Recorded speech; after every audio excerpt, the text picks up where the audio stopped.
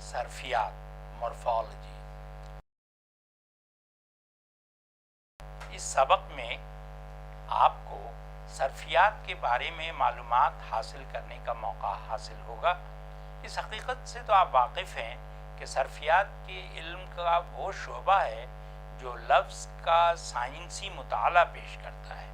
آپ یہ بھی جانتے ہیں کہ صرفیات کے ایسے اصول اور ایسی تکنیکیں مرتب کی ہیں جن کے ذریعے لفظ کا تجزیاتی مطالعہ پیش کیا جا سکتا ہے اور اس سے متعلق گوناگون معلومات حاصل کی جا سکتی ہیں۔ صرفیات لفظوں کا مطالعہ پیش کرتا ہے۔ صرفیات اور نحو لسانیات کے مستقل اور بعض اعتبار سے اہم شعبے ہیں۔ صرفیات اگر ایک جانب لفظ کی ساخت کا مطالعہ پیش کرتا ہے تو نحو جملے کی ساخت کو موضوع مطالعہ بناتا ہے۔ اس طرح صرف نحو لسانیات کے وہ اہم شعبے ہیں جن کے ذریعے لفظ اور جملے کا لسانی مطالعہ پیش کیا جاتا ہے۔ یہاں اس بات کی وضاحت بھی ضروری ہے کہ لفظ کے مطالعے کے لیے مختلف نوع طریقہ کار اپنائے جا سکتے ہیں۔ مثلاً اردو لفظ کتاب اور کتابیں یا کتابوں کے درمیان اگر ہم کوئی فرق نہیں کرتے ہیں تو یہ طریقہ کار لفظیات لیکسیکالوجی کے زمرے میں آتا ہے۔ لیکن اگر ہماری توجہ کتاب سے کتابیں بنانے کے صرفی اصول پر ہوتی ہے تو یہ مطالعہ صرفی یا مورفیمی مطالعہ ہوگا۔ تصریف و اشتقاق۔ تصریف اور اشتقاق صرفی مطالعے کے بنیادی اصول ہیں، یعنی لفظوں کا مورفیمی تجزیہ تصریفی اور اشتقاقی یعنی انفلیکشنل اور ڈیریویشنل اصولوں پر ہوتا ہے۔ تصریفی عمل لفظوں کے اجزائے کلام یعنی پارٹس آف اسپیچ میں تبدیلی کا سبب نہیں بنتا ہے، یعنی اسم تصریفی عمل کے بعد بھی اسم رہتا ہے، اسی طرح صفت تصریفی عمل کے بعد بھی صفت رہتا ہے۔ اسم میں تعداد، جنس اور حالات میں تبدیلی تصریفی عمل کی مثالیں ہیں۔ وضاحت کے لیے یہ چند مثالیں دیکھیے۔ مرغ پلس آ مرغا اسم مذکر، مرغ پلس ای مرغی اسم مؤنث، مرغ پلس یاں مرغیاں اسم مؤنث جمع، مرغ پلس یوں مرغیوں اسم مؤنث جمع حالات۔ گویا اس لفظ مرغ کو لاحقوں کی مدد سے مذکر سے مؤنث یا واحد سے جمع بنایا گیا ہے۔ چونکہ یہ لاحق لفظ کے اجزائے کلام میں کسی قسم کی کوئی تبدیلی نہیں پیدا کرتے، لہٰذا انہیں صرفی لاحقہ کہا جائے گا، جبکہ اس کے برعکس اشتقاقی عمل لفظ کے اجزائے کلام میں تبدیلی کا سبب بن جاتا ہے، یعنی اسم صفت میں یا صفت اسم میں تبدیل ہو جاتا ہے۔ یہی سبب ہے کہ اشتقاقیات کو لفظ سازی کا سب سے کارآمد اصول سمجھا جاتا ہے۔ اشتقاقی عمل کو اشتقاقی عمل میں مستعمل سابقوں، لاحقوں اور وسطیوں کی بنا پر مندرجہ ذیل قسموں میں تقسیم کیا جا سکتا ہے۔ اشتقاقی سابقے، اشتقاقی وسطیے، اشتقاقی لاحقے، اشتقاقی مبادلہ، اشتقاقی تکرار، مقلوب اشتقاقی اور مرکب۔ اشتقاقی سابقے۔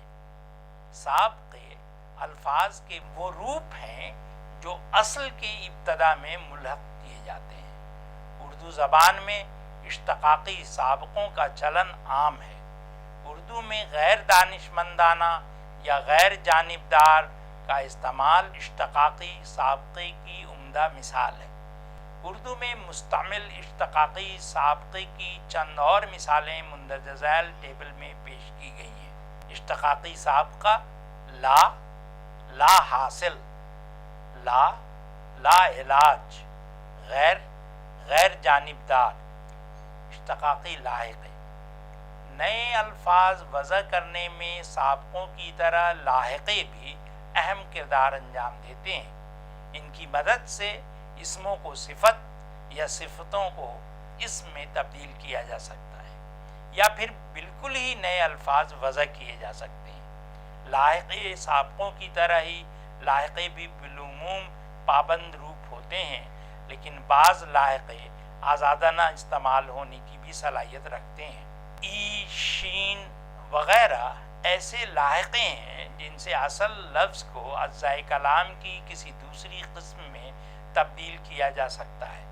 مثال کے طور پر لال ایک صفت ہے، اس لفظ میں لاحقہ ای جوڑ کر ہم اسے لالی کا روپ دے دیتے ہیں۔ نرگس ایک پھول کا نام ہے اور اسی طرح یہ اسم کے زمرے میں آتا ہے، لیکن لاحقہ ایت کا استعمال کر کے ہم صفت بنا دیتے ہیں، نرگسیت۔ ٹھیک اسی طرح مصدر بند شین لاحقے کے اضافے کے ساتھ بندش بن کر اسم کی شکل اختیار کر لیتا ہے، اور مصدر بکنا لاحقہ او کے اضافے کے ساتھ بکاؤ بن جاتا ہے۔ اردو میں مشتمل کچھ لاحقے درج ذیل ہیں: ای، لال، لالی، یت، نرگس، نرگسیت، شین، بند، بندش، او، بکنا، بکاؤ۔ درجہ بالا او اور وٹ لاحقے اردو کے ایسے لاحقے ہیں جو پابند لاحقوں کے زمرے میں آتے ہیں اور ان سے بالعموم کسی مصدر سے مشتق الفاظ کی تشکیل میں مدد لی جاتی ہے۔ اس سے قطع نظر کہ اردو میں ایسے لاحقے بھی مشتمل ہیں جو اپنے آزادانہ معنی رکھتے ہیں، لیکن بسا اوقات ان کی مدد سے نئے لفظ بھی بنائے جاتے ہیں۔ مثال کے طور پر باری یا بازی وغیرہ چند ایسے لاحقے ہیں جن کی مدد سے ہم نئے الفاظ بناتے ہیں۔ چند مثالیں ملاحظہ کریں۔ مثال کے طور پر کن، تباہ، تباہ کن، دری، عصمت، عصمت دری، کاری، تباہ کاری، بازی، گیند بازی، گولا، گولا باری، برف باری۔ ادبی زبان میں چونکہ موضوعاتی تنوع کی کیفیت کچھ زیادہ ہی ہوتی ہے، لہٰذا اس زبان میں نئے نئے الفاظ اور تراکیب کی اختراع کی ضرورت شدید ہو جاتی ہے۔ یہی وجہ ہے کہ اس زبان میں آزادانہ اشتقاقی لاحقوں کا استعمال کئی طرح سے نسبتاً زیادہ ہوتا ہے۔ جلتی ٹیسوں پہ شبنمی ٹھنڈک، مرہم زخم آ گئی ہے شراب۔ مخمور سعیدی کے ان اشعار میں بعض الفاظ مثلاً شبنمی یا بے حسی کی تشکیل مختلف لاحقوں کی مدد سے ہوتی ہے۔ اسی طرح لاحقوں کے چند اور مثالیں درج ذیل ہیں: پسند، شورش پسند، گولہ باری، تباہ کن، گیند بازی، گرفتار شدگان۔ مندرجہ بالا الفاظ میں سے کچھ اسم ہیں، مثال کے طور پر جال ساز، شورش پسند، گیند بازی، گولہ باری وغیرہ۔ تو کچھ صفت، مثال کے طور پر تباہ کن۔ لاحقوں کی مدد سے اختراع شدہ الفاظ زبان کی ترسیلی قوت میں اضافے کا باعث بنتے ہیں۔ اشتقاقی وسطی، اشتقاق کی ایک صورت یہ بھی ہوتی ہے کہ اصل لفظ کے وسط میں بھی کسی مسودے کے اضافے کر کے معنی و مفہوم میں حسب خواہ تبدیلیاں کر لیتے ہیں۔ اردو میں بالعموم ایسی تبدیلیاں مصدر سے اسم فاعل یا اسم مفعول یا پھر مجہول کی تشکیل کے لیے مشتمل ہے۔ مثال کے طور پر لفظ نظم کا مفہوم ایک شعری صنف ہے یا باقاعدہ ترتیب۔ یہ ایک ایسی اسم ہے جس میں لفظ نظم میں نون کے بعد مسودہ آ کے اضافے کے بعد لفظ کی جو شکل بنتی ہے وہ ناظم ہے، وہ اسے اسم فاعل میں تبدیل کر دیتی ہے۔ اس لفظ میں زوئے کے بعد مسودہ آ کے اضافے سے جو شکل مرتب ہوتی ہے وہ نظام ہے، وہ اسے ایک ایسا نیا مفہوم عطا کر دیتی ہے جو مصدر نظم اور اسم فاعل ناظم سے قطعاً مختلف ہے۔ اشتقاقی وسطیوں کا استعمال فعل معروف کو مفعول کو فعل مجہول میں تبدیل کرنے کے لیے بھی ہوتا ہے۔ مثال کے طور پر بتلانا ایک ایسا مصدر ہے جسے فعل معروف کے صیغے شق ہوتا ہے، لیکن بے اور لام کے بعد ایک مسوتہ وا کے اضافے سے یہ ایسا مصدر بن جاتا ہے جسے فعل مجہول کے صیغے میں شق ہوتے ہیں، مثلاً بلوانا وہ بلایا گیا، وہ لوگ بلائے گئے، وغیرہ وغیرہ۔ اردو ادبی اور ترسیلی زبان نے بھی اردو کی اس خصوصیت سے استفادہ کیا ہے۔ روزنامہ، قومی آواز اور راشٹریہ سہارا کی یہ چند سرخیاں اشتقاقی وسطیوں کے استعمال کی عمدہ مثالیں ہیں۔ افسران کی بے توجہی سے ٹیلی فون نظام ٹھپ، آل انڈیا مسلم مشاورت کی مجلس عامہ کے اجلاس کے فیصلے، گجرات میں شرابیوں سے جھاڑو لگوانے کا فیصلہ، غریبوں کے لیے جدید اور سستا علاج مہیا کرایا جائے، ان سرخیوں میں اشتقاقی وسطیوں کے استعمال سے وضع ہوتے ہیں۔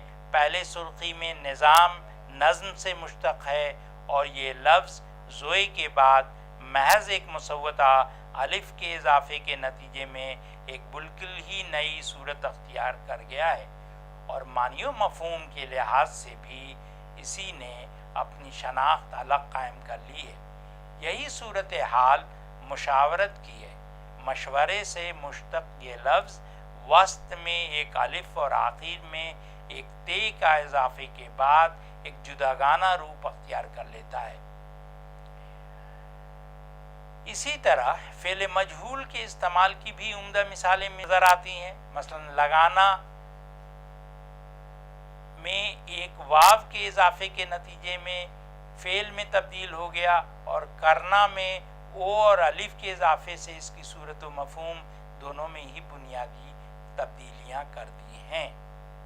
اشتقاقی مبادلے، لفظ وضع کرنے کی ایک صورت یہ بھی ہے کہ اصل لفظ میں مسوتوں کی تبدیلی سے نئے الفاظ وضع کر لیے جاتے ہیں۔ مثال کے طور پر لفظ مقام میں قاف کے بعد مسوتہ آ کا استعمال ہوا ہے، اور اپنی اس صورت میں یہ لفظ جگہ کے معنوں میں استعمال ہوتا ہے، لیکن اگر مسوتہ آ کو ای میں تبدیل کر دیا جائے تو یہ لفظ مقام سے مقیم بن جائے گا، اور اس طرح یہ لفظ معنی و مفہوم کے لحاظ سے یکسر تبدیل ہو جاتا ہے۔ ایسی چند مثالیں اور دیکھیں: مقام، مقیم، خوف، خائف، تدبیر، تدابیر، مفید، مفاد۔ تشکیل لفظ کی یہ صورت اخبارات کی زبان میں خوب رائج ہے۔ روزناموں کی سرخیوں میں یہ مسلسل مستمل ہے۔ خلیج میں مقیم ہندوستانیوں کے بارے میں تشویش، مدارس پر قدامت پرستی کا الزام غلط۔ مثال 2 میں لفظ قدیم کا مسوتہ ای مسوتہ آ میں تبدیل ہو کر اور تے کے اضافے کے ساتھ ایک نئے لفظ کی تشکیل میں معاون ثابت ہوتا ہے۔ مقلوب اشتقاقی، وضع الفاظ کی ایک اور صورت مقلوب اشتقاقی ہے۔ مقلوب اشتقاقی کی صورت میں الفاظ میں اضافہ اور تبدیلی کے برعکس جز لفظ کے حذف کا جمال کار فرما نظر آتا ہے۔ مثال کے طور پر لوٹنا یا لوٹا جانا ایک مصدر ہے، لیکن اکثر لفظ لوٹنا کی شکل اختیار کر لیتے ہیں۔ اس صدر، جمہوریہ ہند محض صدر ہو کر رہ جاتے ہیں۔ مقلوب اشتقاق کی مثالیں کثرت سے ملتی ہیں۔ دراصل ترسیلی زبانوں میں معیاری زبان کو برقرار رکھنے کی طرف توجہ کچھ کم ہوتی ہے، اور کوشش اس بات کی جاتی ہے کہ خیالات کی ترسیل میں اختصار اور تاثیر کی لذت کے پہلو زیادہ نمایاں ہوں۔ مختلف اردو روزناموں میں مقلوب اشتقاقی کے استعمال کی مثالیں خوب نظر آتی ہیں۔ بغداد، بصرہ اور شمالی موصل میں دکانیں لٹ رہی تھیں اور دکان مالک بے بسی سے تماشا دیکھ رہے تھے۔ نئی پن بجلی پالیسی کا اعلان، کراچی کے لیے پروازیں، بات چیت جاری۔ صدر ابوالکلام اجمیری گیٹ کے اسکول میں بچوں سے ملیں گے۔ پہلے سرخی میں دکانیں لوٹی جا رہی تھیں کی جگہ دکانیں لٹ رہی تھیں کا استعمال اختصار پسندی اور شدت تاثیر میں اضافے کی خواہش کا نتیجہ ہے۔ یہی بات پروازیں اور صدر ابوالکلام کے متعلق بھی کہی جا سکتی ہیں۔ ضرورت اختصار نے فضائی پرواز کو محض پروازیں اور صدر جمہوریہ ہند ابوالکلام کی جگہ صدر ابوالکلام کی شکل اختیار کرنے کے لیے مجبور کر دیا۔ مثال نمبر 3 کو پن بجلی ایک اور مثال ہے جو ہائیڈرو الیکٹریسٹی کے لیے مشتمل ہے۔ ایسی ترکیبات لفظی میں اردو کا رجحان یہ ہے کہ صفت بناتے وقت لفظ عام طور پر مخفف ہو کر ایک نئی شکل اختیار کر لیتے ہیں۔ مثال کے طور پر پن گھٹ، مر گھٹ، جم گھٹ وغیرہ۔ ترسیل عامہ کی زبان کے مزاج کی امتیازی صفت اختصار پسندی اور جامعیت ہے، لہٰذا ترسیلی زبان میں مقلوب اشتقاقی الفاظ کا چلن عام ہے۔ اشتقاقی تکرار، کسی لفظ کو مکرر لا کر ایک نئے لفظ یا ترکیب کو وضع کرنا اشتقاقی تکرار کہلاتا ہے۔ اشتقاقی تکرار کے ذریعے وضع شدہ لفظ بعض اوقات اصل لفظ سے معنی میں بالکل ہی الگ ہوتے ہیں اور بعض اوقات اس عمل کے نتیجے میں ان کی ترسیلی قوت میں اضافہ ہو جاتا ہے۔ مثال کے طور پر پانی ایک اسم ہے، لیکن پانی پانی ہونا یا کرنا ایک محاورہ ہے، بالکل ہی الگ مفہوم میں مشتمل ہے۔ تھکنا ایک مصدر ہے، لیکن جب ہم یہ کہیں گے کہ وہ تھک تھکا کے آیا تو اس کا مفہوم تھکنا سے قدرے مختلف ہے۔ اشتقاقی تکرار کے عمل سے وضع کردہ ایسے الفاظ جو محض ترسیلی قوت میں اضافے کا باعث بنتے ہیں۔ یہاں اس بات کی وضاحت ضروری ہے کہ علم لسانیات میں تکرار لفظی کا مرکب کا درجہ نہیں دیا جاتا۔ بہرکیف ان کی کچھ مثالیں دیکھیں۔ تنہا تنہا، تر بتر، جلا جلا کر۔ ایسے الفاظ چونکہ تاثر میں شدت کی کیفیت پیدا کرتے ہیں، لہٰذا ان کے استعمال میں شاعری میں زیادہ ہوتا ہے۔ مثال کے طور پر یہ چند اشعار ملاحظہ کریں۔ شاخ شجر سے پتے گرے جب بھی ٹوٹ کے، روئی تمام خلق خدا پھوٹ پھوٹ کے۔ کچھ بھی دکھائی دیتا نہیں دور دور تک، چپتی ہے سوئیوں کی طرح جب رگوں میں یہاں رات۔ ان مثالوں سے عیاں ہے کہ اردو میں اشتقاقی تکرار کی صورت بہت ہی مقبول ہے۔ دراصل اشتقاقی تکرار جنوبی ہندوستان کی تقریباً تمام زبانوں کی خصوصیات ہے اور اس میں قدر پھیلاؤ کی صورت ہوتی ہے جو اختصار کے منافی ہے، لیکن بہرحال اردو میں ان کا استعمال عام ہے۔ ذیل کی چند اخباری سرخیاں اشتقاقی تکرار کے استعمال کی مثالیں ہیں۔ سرکار کے ذریعے سودے بازی کی بات بار بار کہنے سے شک و شبہات پیدا ہو رہے ہیں۔ اہم نکات۔ صرفیات لفظوں کا مطالعہ پیش کرتا ہے۔ تصریف اور اشتقاق صرفی مطالعے کے بنیادی اصول ہیں، یعنی لفظوں کا مارفیمی تجزیہ تصریفی اور اشتقاقی اصولوں پر ہوتا ہے۔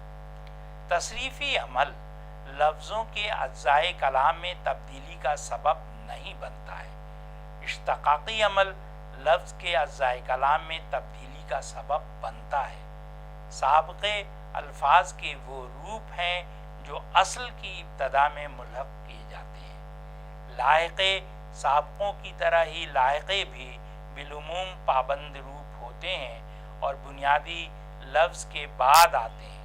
مقلوب اشتقاقی کی صورت میں الفاظ میں اضافہ اور تبدیلی کے برعکس جز لفظ کے حذف کا جمال کار فرما نظر آتا ہے۔ خلاصہ،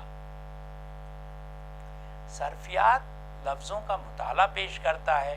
صرفیات اور نحو لسانیات کے مستقل اور بعض اعتبار سے اہم شعبے ہیں۔ صرفیات اگر ایک جانب لفظ کی ساخت کا مطالعہ پیش کرتا ہے تو نحو جملے کی ساخت کے موضوع مطالعہ بتاتا ہے۔ تصریف اور اشتقاق صرفی مطالعے کے بنیادی اصول ہیں، یعنی لفظوں کا مورفیمی تجزیہ تصریفی اور اشتقاقی اصولوں پر ہوتا ہے۔ تصریفی عمل لفظوں کے اجزائے کلام میں تبدیلی کا سبب نہیں بنتا، یعنی اسم تصریفی عمل کے بعد بھی اسم رہتا ہے، جبکہ اس کے برعکس اشتقاقی عمل لفظ کے اجزائے کلام میں تبدیلی کا سبب بن جاتا ہے، یعنی اسم صفت میں یا صفت اسم میں تبدیل ہو جاتا ہے۔ یہی سبب ہے کہ اشتقاقیات کا لفظ سازی کا سب سے کارآمد اصول سمجھا جاتا ہے۔ سابقے الفاظ کے وہ روپ ہیں جو اصل کی ابتدا میں ملحق کیے جاتے ہیں۔ اردو زبان میں اشتقاقی سابقوں کا چلن عام ہے۔ اردو میں غیر دانشمندانہ یا غیر جانبدار کا استعمال اشتقاقی سابقے کی عمدہ مثال ہے۔ نئے الفاظ وضع کرنے میں سابقوں کی طرح لاحقے بھی اہم کردار انجام دیتے ہیں۔ ان کی مدد سے اسموں کو صفت اور صفتوں کو اسم میں تبدیل کیا جا سکتا ہے یا پھر بالکل ہی نئے الفاظ وضع کیے جا سکتے ہیں۔ اشتقاق کی ایک صورت یہ بھی ہوتی ہے کہ اصل لفظ کے وسط میں بھی کسی مسودے کا اضافہ کر کے معنی و مفہوم میں حسب خواہ تبدیلیاں کر لیتے ہیں۔ اردو میں بالعموم ایسی تبدیلیاں مصدر سے اسم فاعل، اسم مفعول یا پھر مجہول کی تشکیل کے لیے مشتمل ہے۔ لفظ وضع کرنے کی ایک صورت یہ بھی ہے کہ اصل لفظ میں مسودوں کی تبدیلی سے نئے الفاظ وضع کر لیے جاتے ہیں۔ مثال کے طور پر لفظ مقام میں قاف کے بعد مسودہ آ کا استعمال ہوا ہے، اور اپنی اس صورت میں یہ لفظ جگہ کے معنوں میں استعمال ہوتا ہے، لیکن اگر مسودہ آ کو ای میں تبدیل کر دیا جائے تو یہ لفظ مقام سے مقیم بن جائے گا۔ مقلوب اشتقاقی وضع الفاظ کی ایک اور صورت مقلوب اشتقاقی ہے۔ مقلوب اشتقاقی کی صورت میں الفاظ میں اضافہ اور تبدیلی کے برعکس جز لفظ کے خلاف کا جمال کار فرما نظر آتا ہے۔ کسی لفظ کو مکرر لا کر ایک نئے لفظ یا ترکیب کو وضع کرنا اشتقاقی تکرار کہلاتا ہے۔ اشتقاقی تکرار کے ذریعے وضع شدہ لفظ بعض اوقات اصل لفظ سے معنی میں بالکل ہی الگ ہوتے ہیں، اور بعض اوقات اس عمل کے نتیجے میں ان کی ترسیلی قوت میں اضافہ ہو جاتا ہے۔